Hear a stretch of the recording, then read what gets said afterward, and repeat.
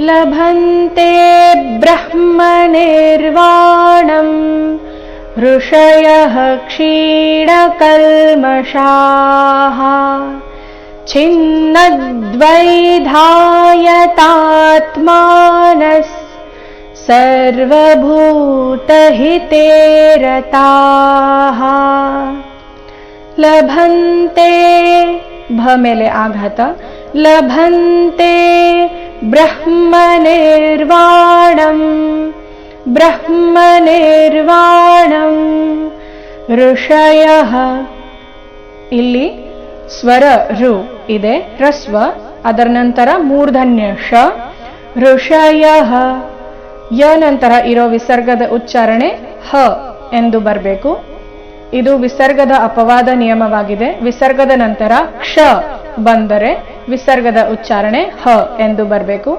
ಅದಕ್ಕಾಗಿ ಇಲ್ಲಿ ಋಷಯಃ ಕ್ಷೀಣ ಈ ರೀತಿ ಬಂದಿದೆ. ಋಷಯಃ ಕ್ಷೀಣ ಕಲ್ಮಷಾಃ, ಕ ಮೇಲೆ ಆಘಾತ, ಕಲ್ಮಷಾಃ. ಛಿನ್ನದ್ವೈಧಾ ಇಲ್ಲಿ ಛಿ ಮಹಾಪ್ರಾಣ ಹ್ರಸ್ವ, ಮುಂದೆ ನ ಕೆ ನದ್ ಒತ್ತಿದೆ. ಛಿನ್ನದ್ವೈಧಾ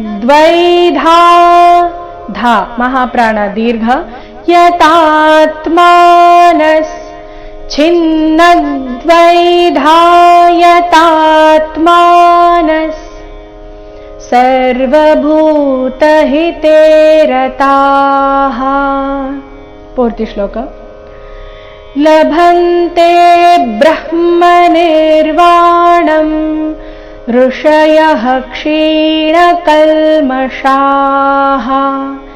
ಛಿನ್ನದ್ವೈಧಾಯತಾತ್ಮಾನಸ್ ಸರ್ವಭೂತಹಿತೇ ರತಾಃ.